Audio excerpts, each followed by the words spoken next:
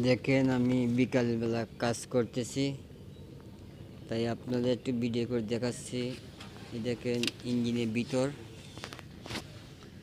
এখন আমরা যাব অপর সাইডে।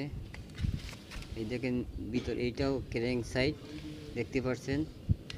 আমি দেখাচ্ছি, এটা হচ্ছে বার সাইড। এটা পিস্টন নষ্ট হয়ে গেছে, দেখাচ্ছি সব। এটা হচ্ছে হেড ভালো আছে, দেখাবার চেষ্টা করতেছি। দেখেন